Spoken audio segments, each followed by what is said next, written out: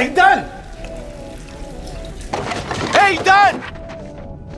Aiden, est-ce que tu m'entends? Que s'est-il passé exactement? Pourquoi ce petit garçon Aiden est-il tombé dans un puits abandonné? Et comme ce puits est extrêmement profond, les pompiers doivent d'abord utiliser une caméra endoscopique pour en vérifier la profondeur et l'état de Aiden, mais la caméra est déjà descendue à 12 mètres sans l'avoir trouvé. Qu'un enfant peut survivre à une chute pareille?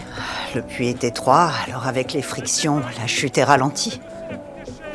Mais à condition qu'il soit vraiment là. Très vite, à une profondeur de 13-5 mètres, ils aperçoivent enfin Aiden. Mais à cette profondeur, l'oxygène est très rare.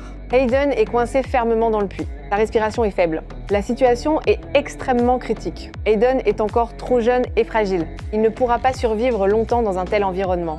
Il faut absolument trouver un moyen de le sauver immédiatement.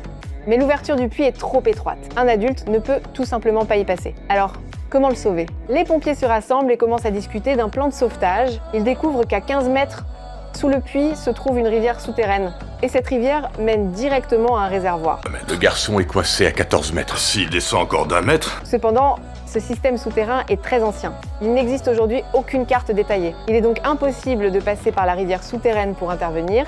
C'est alors que Sean a soudain une idée. On va creuser. Son plan est simple mais radical.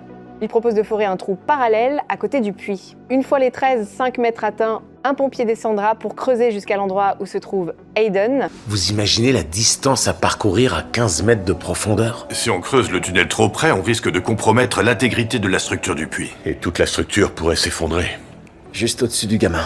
Cette méthode comporte encore de grands risques, mais il n'y a malheureusement pas de meilleure solution. Aiden ne pourra pas tenir longtemps dans le puits. De plus, une tempête approche rapidement. Cela rend l'opération encore plus dangereuse. La situation est extrêmement grave. Les pompiers remarquent via la caméra que Aiden ne bouge plus depuis longtemps.